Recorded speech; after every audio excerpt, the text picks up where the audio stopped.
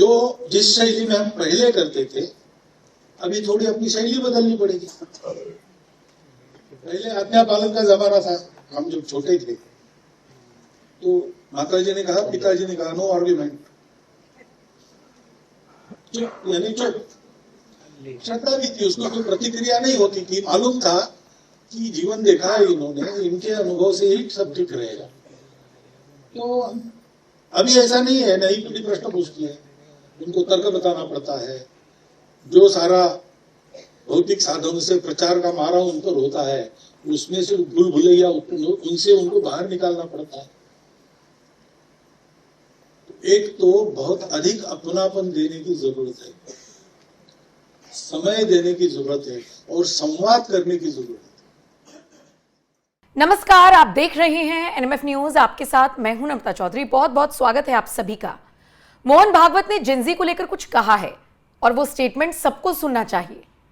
ये जो generation gap की बात कर रही हैं, एज गैप की बात कर रही हैं, उनको भी सुनना चाहिए।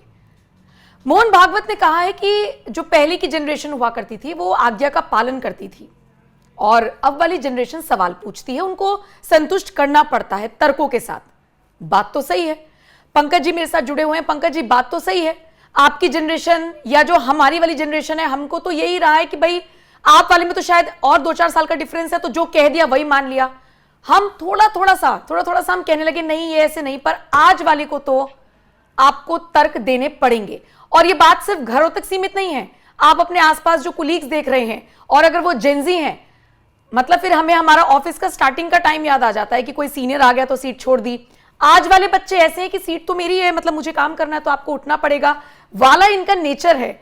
और ये इसी के साथ बहुत अच्छे भी लगते हैं, क्यूट लगते हैं, क्योंकि बात तो ये सही करते हैं। एट दी एंड तो ये फैक्ट्स ही बता रहे हैं। यही बात भागवत कहते हुए नजर आई है ऐसे टाइम पर जब प्रोटेस्ट चल रहा है। नरेंद्र मोदी खुद जेनजी वाले स्टाइल में आते हुए नजर आए हैं, वो जो उन्होंने वीडियो वगैरह बनाया है। और मोहन भागवत का ये स्टेटमेंट कितना इंपॉर्टेंट है जेनजीज के बीच ये मैसेज जाना कि बड़े नेता आपको समझ रहे हैं। भारत की सबसे बड़ी खूबसूरती क्या है पता है?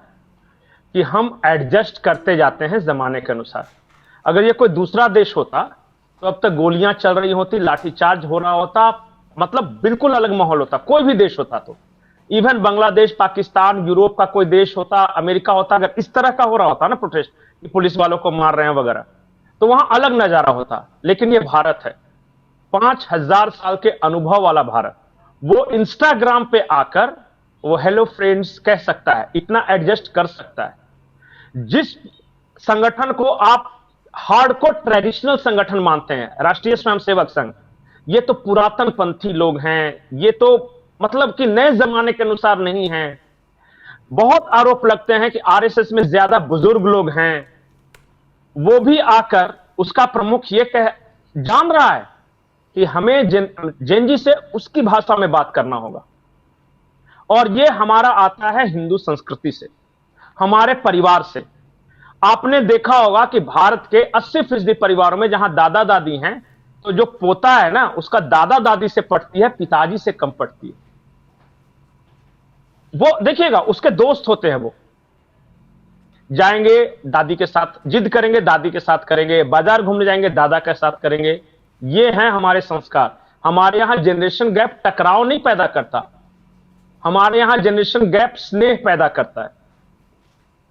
और कल जब मैं बच्चों को देख रहा था जिस तरह से रील्स बना रहे थे, और एक तो क्या कर रही थी, बच्ची है, और वो मोदी जी एक शब्द बोल रहे हैं, वो जाके माथा चूम रही, और मतलब जब भी बोल रहा है, और फिर दूसरा ये कह रहा है, मतलब वो एक साउथ इंडियन था, वो हैदराबाद का लग रहा था, मोदी जी के एक एक शब्दों को डिकोड कर रहा है। हाय फ्रेंड्स, तो इधर कर रहा है हाय, 4-5 मिलके। आपने मुझे इतना स्नेह दिया, मोदी जी बोल रहे हैं, तो दिया ना, अभी ऐसे ऐसे कुछ कर रहा है कि वी आर फ्रेंड्स वगैरह करके। तो ये है जनरेशन।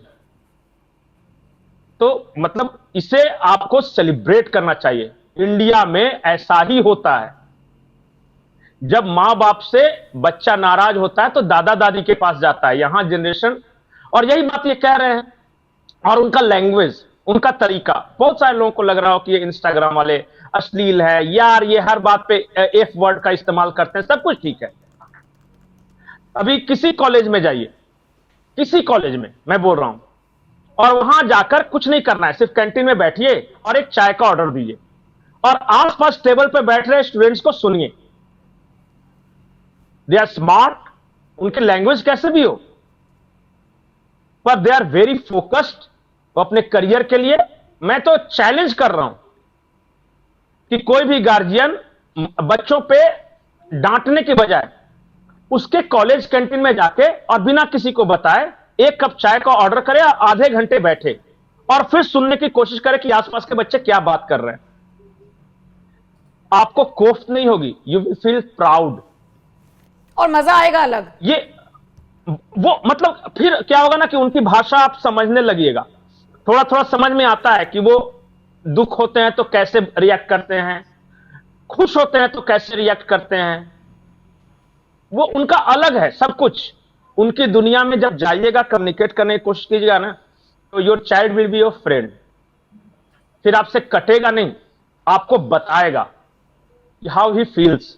और यही देश के दो सबसे बड़े नेता यही बताने की कोशिश कर रहे हैं अपने देशवासियों को कि पहले आज्ञा का चलन था। एक बार पिताजी ने कहा तो जो आज्ञा पिताजी। हमारी पीढ़ी में भी पापा डांट दिए कि नहीं जाना है शाम के 7 बजे तो नहीं जाएंगे, भले ही जाकर रूम में मम्मी को बोलेंगे कि पापा बार बार मेरे को ये बोलते हैं, देखो मेरा कोई इज्जत ही नहीं है क्या, ये इतना तक बोलते हैं।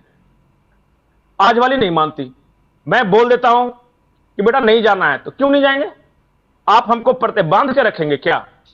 तो फिर उसको बताना होता है कि देख बाहर जाओगे ना तो माहौल खराब है, कल को जाके ये हो सकता है। फिर उसको चार दया कि एक लड़की अकेले गई, देखो उसके साथ गलत हरकत हो गई, ये कह रहे हाँ अब आप सही। तर्क चाहिए उनको हर चीज के पीछे लॉजिक चाहिए जब तक कि वो सेटिस्फाई नहीं होंगे। हाँ, उनको कन्विंस करो। अगर एक बार वो कन्विंस हो गया ना तो फिर he will be very good child. मैं अपने बच्चों को डांटता नहीं पढ़ने के लिए। Self inspiration is best inspiration. वो खुद ही अगर इंस्पायर हो सके ना तो फिर वो पूरा माहौल बदल जाएगा। बिल्कुल, चलिए ठीक है जी। और इसी के साथ इस वीडियो में इतना ही। लेकिन आप अपने बच्चे को कैसे रेज कर रही हैं, अगर स्पेशली वो जेनजी है तो, और मोहन भागवत के स्टेटमेंट से आप कितने सहमत हैं, कमेंट करके अपनी राय बताएं। एनएमएफ न्यूज देखते रहिए। दूसरी बात है कि जो जिस शैली में हम पहले करते थे अभी थोड़ी अपनी शैली बदलनी पड़ेगी। पहले आज्ञा पालन का जमाना था, हम जब छोटे थे तो माताजी ने कहा, पिताजी ने कहा, नो आर्ग्यूमेंट, चुप यानी चुप। श्रद्धा भी थी, उसको कोई प्रतिक्रिया नहीं होती थी। मालूम था कि जीवन देखा है इन्होंने, इनके अनुभव से ही सब ठीक रहेगा। तो अभी ऐसा नहीं है, नई पीढ़ी प्रश्न पूछती है, उनको तर्क बताना पड़ता है।